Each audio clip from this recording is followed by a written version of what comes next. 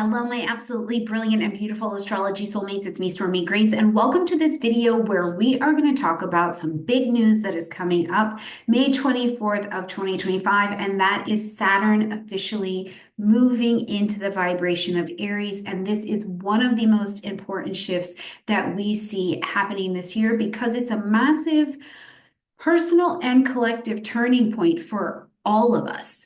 And why? Because it's happening at the Aries point. It's not Saturn just coming into a new sign. It's crossing the great beginning, the first degree of the zodiac. It's where everything starts. It's where everything begins. Because the Aries point symbolizes for each of us this ignition, right? It's the spark, it's the birth. It goes, I am. So it's this beginning. Now, when we have a slower planet like Saturn crossing this degree, we feel it. And we even feel it, I would measure to say very Saturnianly, like we feel it in our bones that something has happened, right? And collectively and personally, we know that we're at the beginning of something really new and really, really different here. Now, it's going to be Saturnian. What we're beginning is going to be Saturnian. We're going to have to put in a fair amount of effort for it. We're going to take a lot of responsibility, but we're going to also, I think, have a little bit of a breath of energy and courage doing it like an Aries. Now, as Saturn is going to make this move, I want to acknowledge a couple things. Some of you may be coming to your Saturn returns, your Saturn oppositions, or your Saturn squares. And these are really, really big deals. So I want you to make sure that you have your own personal astrology chart so that you can look over and see what's happening for you. Also, so that you can note what's happening in your particular chart, because this is going to be a big deal for you. Now, we're not going to go huge into this because I've actually created a Saturn playlist for you to talk about that first Saturn return, the second Saturn return, and looking at Saturn in other arrangements in the chart. But I do want to do a mini review if this is the first time you're hearing about it. For those of you having a Saturn return, what is happening is that transiting Saturn that is moving into Aries is going to come and meet your natal Saturn. It means that at some degree, they're both Saturn in Aries meets Saturn in Aries. So when this happens, it happens about every 29 years. And Saturn is our timekeeper. So literally when you have your Saturn return, you're kind of popped into the next chapter and season of your life.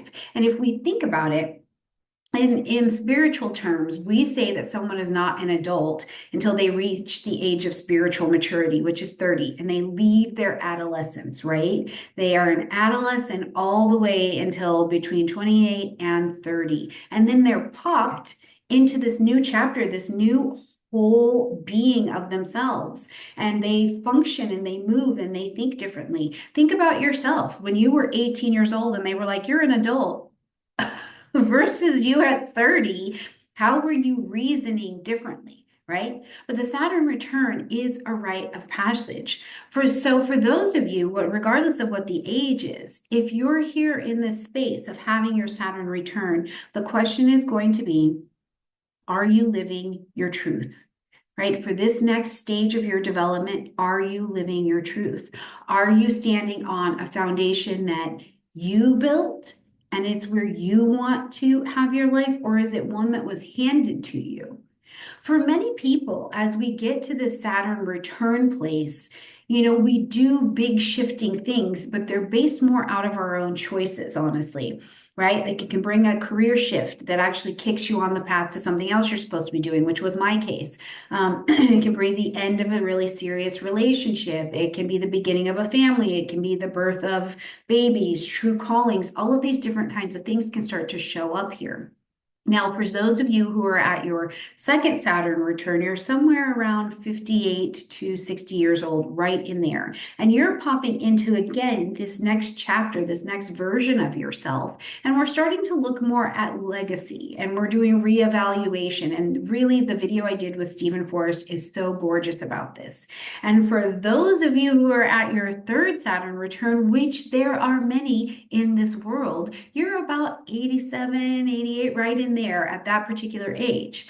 And I really like talking about and thinking about what the Saturn return has to offer to you because there can be this sense of like, actually, while the pressure goes up in one way, it comes down in another, especially as you come to your next Saturn return, because you're like, I might be having a crisis where I need to realign and I need to structure myself to make sure I am building and living my maturity or I'm living within the season of my life.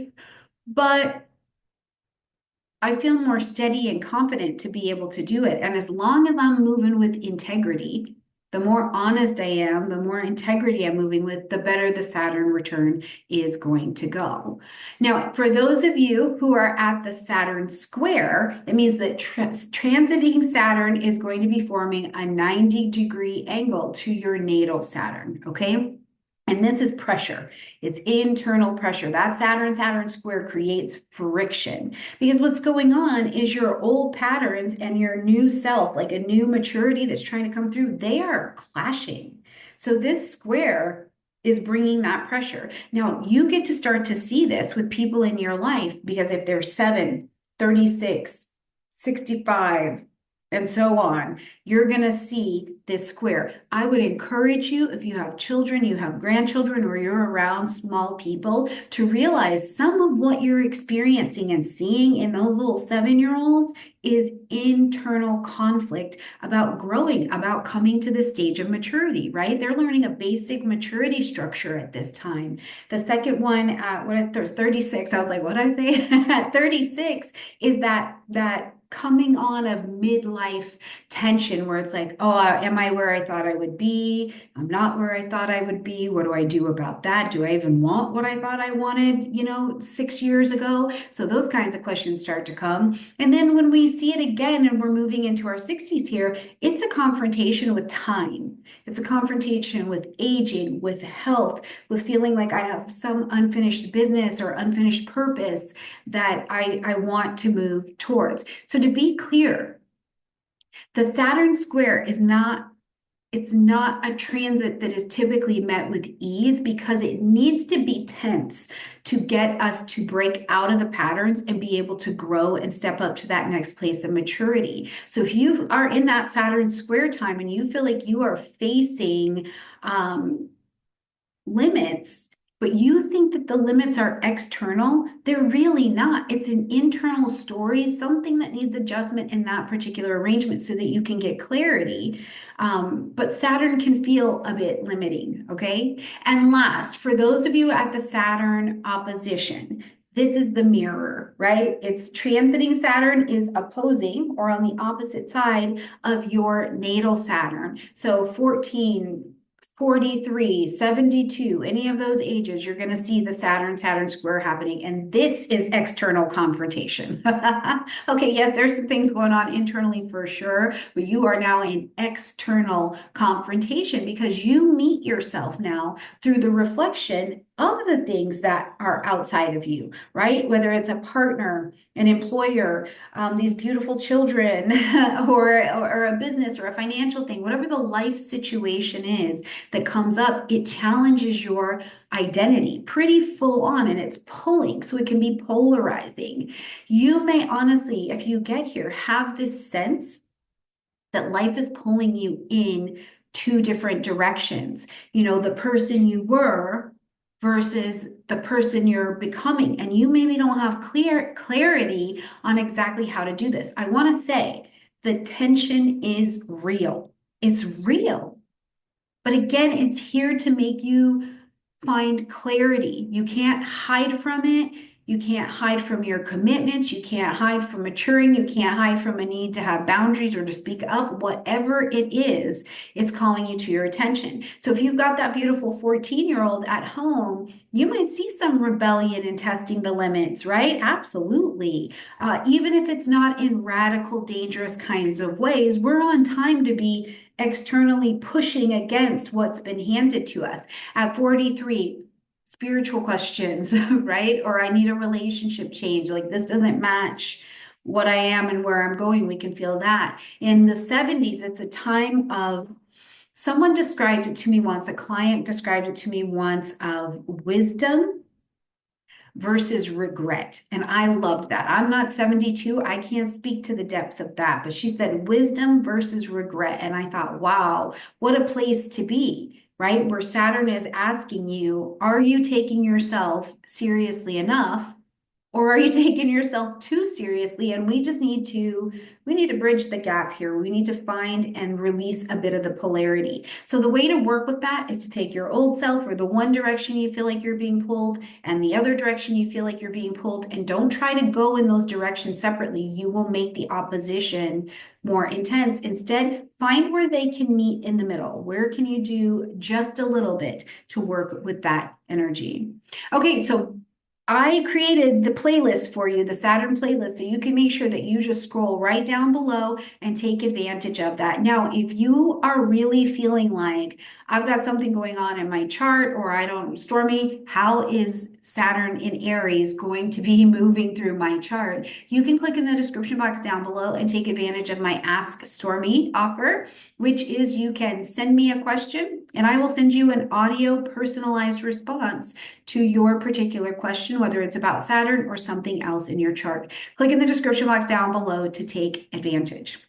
Now, what is Saturn? Let's talk about that, because Saturn in evolutionary astrology is the guardian of maturity. It's time. It helps us create structures. It lets us know we are not infinite. There's limitations. Sometimes it challenges us to grow depending on where our maturity is at. Saturn always says, grow up, show up, do it well, have integrity, or we're going to go back and review it. Oh, but also you did a really good job on that. Let me reward the maturity that you've brought into your life, because Saturn, while it's not here to punish us at all, right? It is here to refine us and to say, no, you've got to be able to bench press the weight of time and life at the level of integrity and maturity, right? So it helps us to build the strength to kind of bench press that, or squat. I like squats better because they make my butt look good, right? So we are going to be lifting that weight and building tools and building structures and building senses of discipline to help us carry out what we need to do, not only in the soul's work, but also in the material plane. Right? And because it rules time and boundaries and authority and responsibility, Saturn we also associate with where we have to commit, because we're going to take on that work for quite some time. But taking on the work, when we commit to something long term, we leave a legacy of that particular work. So this is something to think about in your chart. Where are you taking on something that it is begging commitment from you? Now, it's really important to me going into thinking about Saturn that you are able to speak, read, and write the language that astrology is speaking in. So when we're talking about Saturn, I'd like to hand you the sentence to think about. In order to grow, I must take responsibility for, and then you're going to fill in the area and the department of life that Saturn in Aries is transiting through your chart. And if you want to look at it in the natal chart, you can also express it in that way. But I want you to have a sentence that you can take into your experience with this and start to make that a little bit more somatic and making it a little bit more real. Let's say it's Saturn in Aries in your first house. In order for me to grow, I must take responsibility for my independence. Okay, so you can use this sentence to guide yourself through this Saturnian experience. Now, what does Saturn mean for us coming here into this vibration of Aries, not just personally where we're going to be asked to step up, but what does it mean for us collectively as well? Because collectively, Saturn in Aries is that call to growth through Aries actions this time. Action, courage, individuation, raw instinct, which can sometimes be impulsive, coming across that Aries point. It's the first breath, right? Saturn says, do it, make it real, make it count, make it good, right? So we're being asked to even collectively mature into how we express independence, ambition, our personal leadership. So we will likely see a continuing trend that I've loved following, which is more entrepreneurship, more self-reliance when it comes to many different areas of our lives. We're going to continue to see decentralized structures of power. They're going to be redone in some way because more people are going to continue to step away from the old corporate structures or those institutional structures in some way in favor of building their own framework and their own structures. But that's not going to be easy necessarily. You know, the ones that succeed, because Saturn is a task, you're taking it on and you got to be able to bench press and squat that weight. But the ones that do succeed are going to be the ones who show up or can demonstrate more Saturnian discipline. They have a plan. They have a pathway that they're going to use that plan to get them to the goal that they have. They are not just going to be showing up with a vision or a passion or an idea. We visioned it already when Saturn was in Neptune. We created a strong vision. Now, as Saturn is in Aries, we have to prop it into actual reality. And that means we've got to have the goal, have a plan, and then we've got to get off of our high knees, right? Now, collectively as well, we may continue to see very Aries things. Aries is our god of war, right? Conflict, impulse control, all of these things really rise under any transit that's got Aries involved, especially if there happens to be some kind of immature power structure going on, or there's immaturity in a power or structural dynamic, you know, which means that globally we're going to really have our eyes on many political and world leaders. We're going to also see different political and world leaders coming up. They're emerging. There are going to be these different movements and ideas that start to get strength because they're looking for some kind of reform, right? But people are going to start to group up and kind of move towards this place where it's like, yeah, we're not just reacting to the past anymore. We're not just reacting to old structures that we don't want anymore. We're going, okay, what can I do to actually build a solid foundation collectively for us as well? Now, in our own lives, something that we can think about while we're looking at it historically is to go back, because the last time Saturn was in Aries was between 1996 and June of 1998, and then it did a little jaunt late in 1998 as well. What was happening in your life during that time? You know, were you stepping into new independence? What kind of risk were you maybe taking that required a lot of courage? Was there an identity shift happening for you? What was going on in your life? Because on a collective level, what we saw was a rise in digital expression. Startup culture really came to be. There were more individual expressions and voices happening online because it was the dot-com boom. Right? It was the beginning of a new way to act individually in a collective space. Sound familiar as we meet here on YouTube, right? So we can, along with all of the digital entrepreneurship, we can expect to see more and more of it, but it will continue to be done with more urgency because this is Aries energy, you know? So how do we, this is something I was thinking about with all of the outer planets changing sign, meaning we are in a completely new world than any of us have ever been or participated in. How do we initiate change in a world that is completely changing right now? How do we do that? And one of the things I think that we do first is we own our personal power and not project it out into the world. Own our personal power, initiate what we can for ourselves here. Now, we've also got to factor in the Neptune effect because this is where it gets just a little bit deeper, I think, to help us conceptualize how to work with this in the astrological sense. Because Saturn is going to meet up with Neptune, who's come into Aries already in July of 2025. So, I mean, wow, right? It's where we have the form and the structure of Saturn meet the formlessness of Neptune. We have, I need to put a boundary here that meets no, everything's everything, let's be boundless. So these two coming together is intense. It's deep. It's going to be something we're going to really get to pay attention and work with, because it's the place where we've already been asked to dream and to create things in a very visionary way in that Piscean energy. But now we need to dream in a more structured way and to build on the vision that we already created. Get some scaffolding around that thing, bring these ideas into more practical action, or at least initiate them, because Saturn and Neptune will go retrograde, but we need to at least initiate them.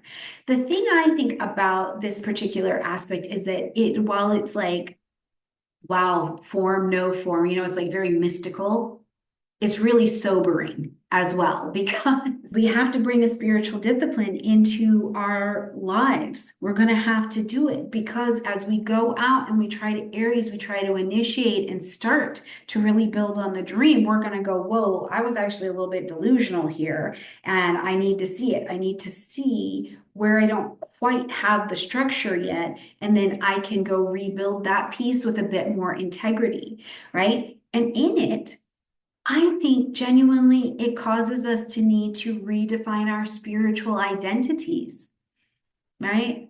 Our artistic identities, depending on where it's happening in your chart, your financial identity. And no matter what it asks you to redefine this as and put structure around, it's got to come from a soul-centered place. So we're in that energy right now. It's already starting, and then we'll feel the intensity of it go up as we continue to see Saturn and Neptune come together. So this isn't just another transit. It's the beginning of, new spiritual and personal courage and architecture that we're building here, because Saturn in Aries is asking, what are we truly ready to build now? We've already dreamt it. Now what do you want to build here? And who are you to build that person? Who are you? How do you move in integrity when nobody's watching, into what it is that you want to build? So I hope that you'll click in the description box down below, check out how the Saturn in Aries is impacting individual houses for you. Check out that Saturn playlist. I've got good stuff in there for you to just keep the Saturnian conversation going, and also allow you, whether you're at on your journey, to continue to hear about how Saturn is working in astrology. Submit your Ask Stormie questions, because I would love to talk with you about what's happening in your particular chart. And as always, if you are ready to be able to speak the language of astrology and break down transits like this and understand the astrology, come and join me at GAFA, the Grace Astrological Fluency Academy, and we will deepen your astrological practice. All right, beautiful friends, some videos are going to come up at the end. Check them out, because they're the best suited for the next step of your journey. I'll see you next time.